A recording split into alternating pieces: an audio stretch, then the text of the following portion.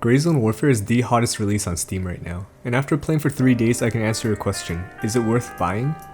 Before you even consider whether you would enjoy the gameplay or not, you have to be able to run the game first. If you look at their store page, you'll notice it has mixed reviews. You'll see overwhelming negative reviews about poor performance even with a high-end 3000 series RTX graphics card like a 3080. However, if you scroll down to system requirements, the minimum requirements are relatively low compared to a 3080, requiring only a 1080 or an RX 5700. So did they lie? Sort of, but not really. These requirements are all under the assumption you're using frame generation technology. So NVIDIA DLSS 3 frame gen for RTX 4000 series, and AMD FSR with Fidelity FX frame generation for every other graphics card. Most NVIDIA users are going to see the words DLSS and flip their upscaler to DLSS. That's the reason why they have such poor performance. Unless you have a 4000 series card, you must use FSR and turn on Fidelity FX frame generation. I've spent all day fiddling with settings and this is what I settled on. For reference, I'm running a 5800X 3D, 32GB of RAM at 3600MHz, and an RTX 3070 with a 1080p monitor. I hang around 100 FPS average and 70 to 80 FPS lows, which honestly isn't great, especially with input lag from frame generation. But remember, this is only day 1 of an early access build. And for a MILSIM game that isn't an esports competitive title, 70 to 100 FPS with FreeSync or G-Sync is not a horrible experience. If you want to know where your graphics card falls, check the description, I've linked these down below. You can do a quick scroll through to see approximately what kind of performance you'll get relative to the highlighted card. If you have any of these highlighted cards within this range, you should be fine for minimum specs. When it comes to CPUs, this figure is very accurate. I have a friend that's CPU bottlenecked by a Ryzen 2700X and he says he gets around 50 to 60 FPS average, which is in line with a minimum requirements experience. Now that we've confirmed whether or not you can deal with the performance issues, you have to figure out whether or not you're comfortable in dealing with early access bugs. There are 3 main issues and 2 of them I constantly run into and so have many on the official Discord. The first, and the worst because it happens every day, multiple times per day, GPU crash dump. This has been acknowledged by the devs, it's a priority issue and will be fixed in the near future. As I was about to finish this video, there's been a potential fix posted in the official Discord. I will test it the next time I play. If the instructions on Discord are too complicated, let me know down below, I'll create a step-by-step tutorial. The second problem people run into are server connection issues. People usually trigger this when they crash and the game does not have a reconnect button yet. But I've noticed there's a reconnect feature that's not finished. When you crash, your slot on the server is reserved for you to reconnect. You get this connection error when your friend reinvites you to the party and you click join squad. All you have to do is select the server your friend is queuing, then solo queue in and you'll very likely be back to where you were when you crash. The third issue I haven't encountered yet and that's the headless bug. When the server itself crashes, there's a chance your inventory will desync and you'll lose all the gear on your body, including your container.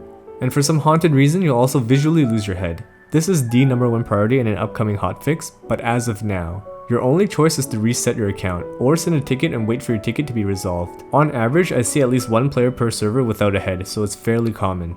Now if you're okay with all of that, we can finally move on to whether or not the game is for you.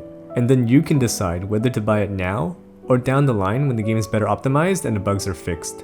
Starting off, if you're a seasoned TARKOV Chad and you're looking for a new extraction shooter challenge, this is not it. The economy is too easy, making deaths meaningless. Quest rewards give too much money and kits are too cheap. While Nikita gives you 200k rubles for a level 40 quest, your early game quest in Grayzone is equivalent to Nikita giving you 600k rubles for a level 5 quest. I can run non-stop best in slot equipment for my trader levels at every level, because as you level up, your quest rewards also go up. So as soon as you launch the game, it already feels like late wipe. However, if you enjoy Tarkov for its supposed realistic MILSIM mechanics, then this is exactly what you're looking for. Movement and gunplay is a lot closer to games like Arma, Squad, and Ready or Not. Strafing and moving side to side in general is very slow. You move quite quick forward, but backpedaling is also slowed down. Leaning doesn't go too far or too fast. Guns have little to no recoil in the first couple shots, but will kick more afterwards, so you'll be shooting in semi or burst fire in most situations. Jiggling an angle side to side, whether with strafing or leaning, is impossible. You cannot GigaChad entry a room. You have to either use grenades or leave the area and set up an ambush. This sounds like it can lead to boring fights, but that's only the case if respawns and heli drops didn't exist. I'll get to that later. Having to deal with an organ-based health system is frustrating but very fun. Healing takes a long time due to how many debuffs you have to identify. If you triage incorrectly or you realize you're missing a healing item, all you can do is watch your guy bleed out. Very immersive. Everything about the micro aspects of combat feels MILSIM-y, except for the jumping. The jump distance and jump height plays like an arcade shooter, but it does not subtract from the gameplay. You cannot chain jumps and bunny hop, and trying to jump in combat leaves you with no options when you land. Jumping to fight an enemy will lead to certain death, whether in PvP or PvE. It's fine to leave jump as it is, as balancing every inch of a map this size is impossible. There are always going to be situations where you'll get stuck and need a strong jump. When it comes to macro, if you're looking for a heavy PvP game, you're in the wrong place. Most of your time is spent fighting bots. 90% of the gameplay consists of doing quests and fighting AI with your friends. But that doesn't make it boring or repetitive. Every location feels like its own ready or not or RMS scenario, while at the same time it isn't repetitive because different quests have different objective locations. Bots are challenging, while at the same time it doesn't feel like you're being cheated when you die. If you're playing on a PvP server, there's a high likelihood you'll be fighting enemy factions trying to do their quests at the same time. That's when you really have to hunker down with your squad and figure out how to win the fight, or escape while being chased down. The little PvP you get is never boring. People always complain about the chopper mechanic. They think they'll get caught by LZ campers often, but that's rarely the case. Most areas have 2 or 3 different LZs, so they'll have to pick the right LZ to camp while active PvP is already so rare. It's much more likely they were waiting for their own extraction chopper while you coincidentally flew in. Having helis are what makes fights so interesting. You have to wipe the entire squad, heal, loot, then extract before they drop back in. Most scenarios you won't have time to do all 3, so you have to choose whether to heal, take your W and extract, or to heal, loot, and continue fighting the next wave of opposition. The fight will last until one of the 2 squads either gives up or runs out of gear to continue the fight. Using the chat system, you can also call over other squads to help, which can turn a squad fight into a massive faction fight. So far I've been having a blast with the game. Fights are engaging even though I prefer a more arcade-like movement and shooting. I was worried about quests being boring and repetitive, but it doesn't feel that way at all.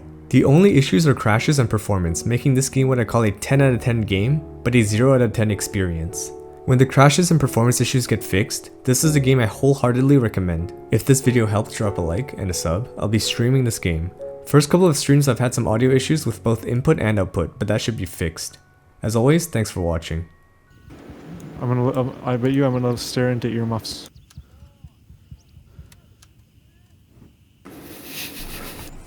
Shooting in this game is just too loud. Shotgun here.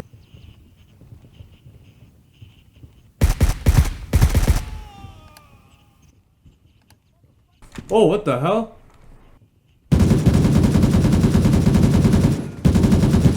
He's jumping up and down. You don't want to see this. It's so hot. Alright. It's the boss. Oh, he's the boss, alright. Is he jumping? That's why he's styling on you? He's styling on me, dude. You killed him? No. Oh!